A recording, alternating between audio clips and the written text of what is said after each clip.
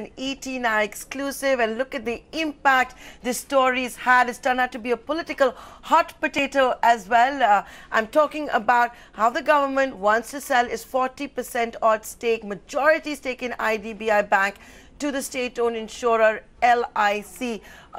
You've been seeing influential market men talk about it. You're even seeing politicians swing into action with the likes of Amit Tandon. But before I go to that, here's the lady who broke this story, Ruchi Bhatia. Hi, Ruchi. Congratulations. Look at the impact your story has had.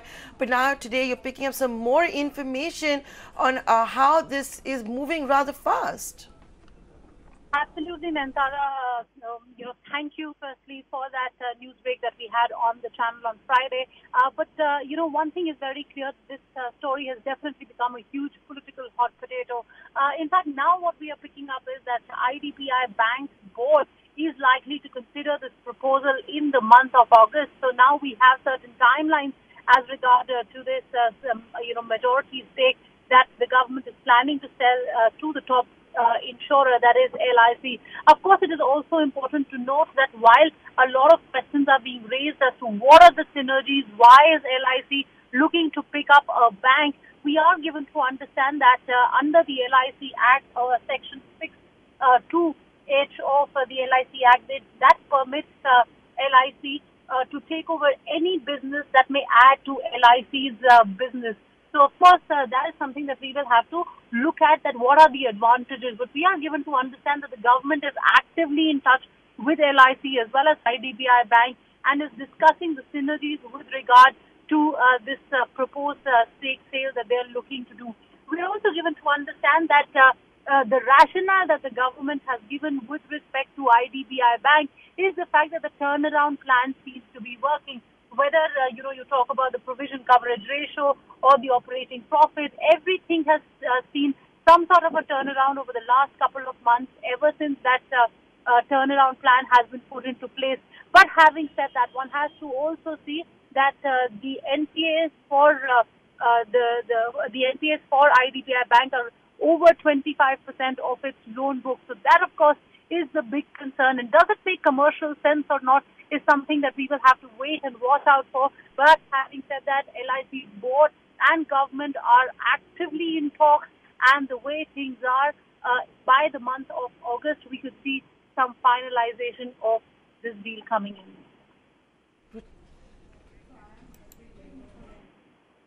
Ruchi, before I let you go, and we're getting guests on the channel as well to take this story forward, I just want to understand from you that have there been any, yes, there's a board meeting, they'll be considering it, we'll be discussing the corporate governance issues and whether policy holders' money should be used to rescue IDBI Bank with Amit Tandon, the founder and MD of IIAS.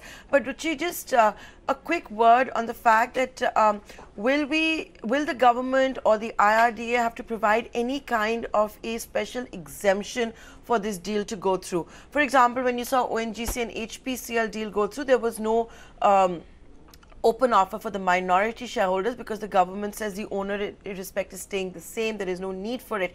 Any other move around this transaction, any special dispensation simply because the central exchequer is involved? Exactly. This is what we're given to understand, and something that we said on Friday also. So if you look at LIC, the LIC Act allows only LIC to pick up not more than 15% in any company. But here we are talking about a controlling stake, a majority stake, a management control. So, of course, there will be some sort of exemptions that will be made in this case as well. The government is actively in talks with the regulator, IRDA as well in this case. There needs to be seen what kind of exemptions will be made in this category. But again, let me reiterate that LIC Section 6(2)(h) of the LIC Act permits LIC to take over any business if it is in their interest. So the LIC's board, they will have to vet whether the proposal is in their interest or not, whether this business of taking over a bank is in their interest or not. And if they are adequately convinced, then they can go ahead with this proposal. However, we understand that this proposal has to be vetted by IRDA. But the government, since both of them are government entities at the end of the day, I don't think that should be much of a problem. Right, Ruchi. Amit, I just wanted to understand that every time when PSU banks give a recap or, things like that happen, people talk about the taxpayers' money. With this 40% consideration, what will be your initial thought? You will get more such stake buys which come in from LIC and some of the other insurance players. Of course, LIC is the largest, so probably the most would come in from them. Look, this certainly is a worrying development which is taking place if it is true, because what we are seeing is that each time for the last 3 or 4 years, each time the banks need to be recapitalized, it's the money is pumped in either directly by the government of India or by the LIC. So over a period of time, their holding in all the government-owned banks has steadily been going up.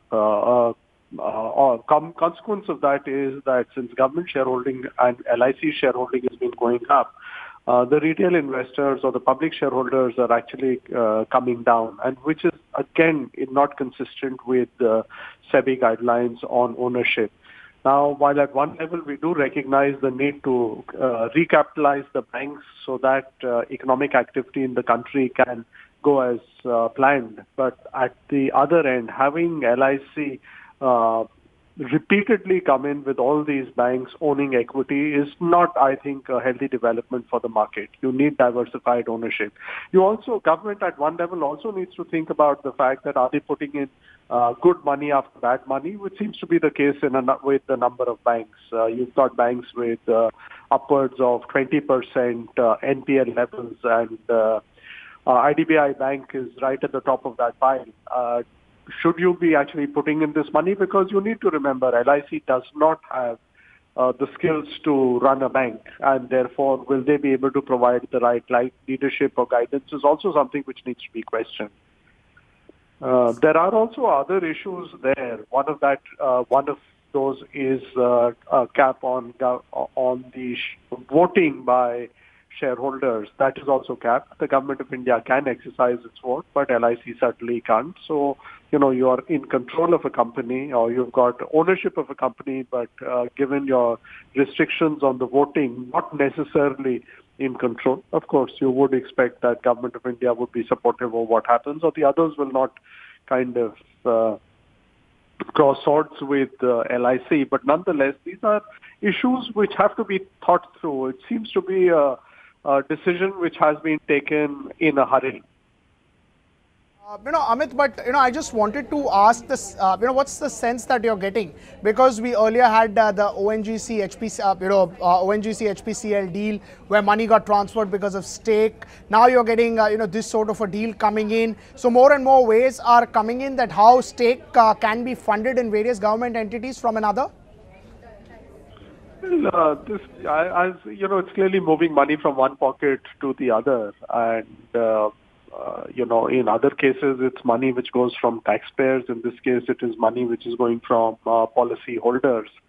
And the government clearly needs to think its strategy through. The idea is that, if you have repeatedly you're having issues with a number of the banks, then the question is to be asked is that, look, is it the way they're being run, or is it the ownership structure itself which is responsible? My sense is, to a large extent, the ownership structure is responsible because everyone in the system knows that the banks will get bailed out, and therefore there is no day of reckoning, and there are no hard decisions which people are willing to take in such instances.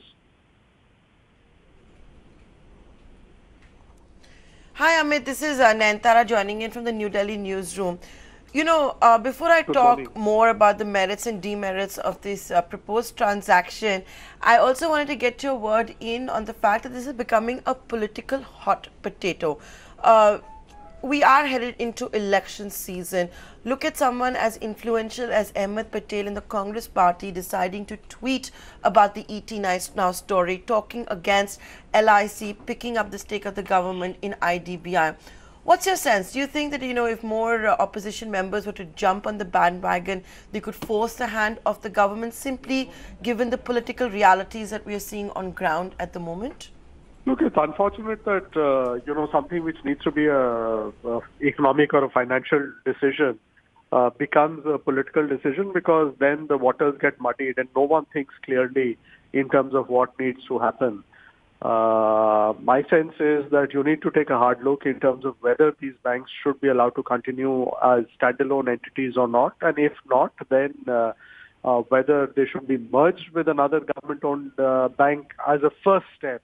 I'm emphasizing the fact that it's first step, not in terms of the fact that once you've done it, you will let it go. And the second is, having said so, what will you do thereafter? And I don't think anyone's kind of spending time looking at the big picture. They are kind of saying, okay, this is a short-term solution. Let's kick the can down the road and go with what is convenient for now. Putting, with all the political parties jumping into the fray, it's unfortunate, not because the comments are not Amit, I take that point, and even the markets have never liked political interference. And, I take your point very well, and even the markets never like this kind of political interference, but the fact is it is an election year, and I'm guessing that Amit Patel could just be one of the first few influential politicians to talk about this. But, I also wanted to understand from you that why is it this time round you're seeing such a furor about the LIC coming to the government's rescue? Let's be honest about it. Whether it's the NDA or the UPA before that, the LIC has been repeatedly coming to the rescue of the central exchequer. We've seen a lot of disinvestment programs, again from the UPA's time, being rescued by LIC. If LIC indeed has this kind of cash, it's not listed, something that this government has talked about but not delivered upon, then why shouldn't LIC be deploying the cash? Well, you're raising a very valid issue, Nantara, and my sense is that, look, we're slowly at the tipping point now, which is why people would say that, if you've got a little bit of it, maybe in the overall portfolio, while it's not desirable, it's something which you can manage. They've also begun with some of the better companies, but as you kind of move down, it's a fairly slippery slope on which LIC is. They've not had the ability, clearly they've not had the ability to say no in any of these instances. And you can always build a narrative to say why it makes sense. But I think we're at a tipping point at this stage, which is why you will find that more and more people are going to make a greater noise about such developments.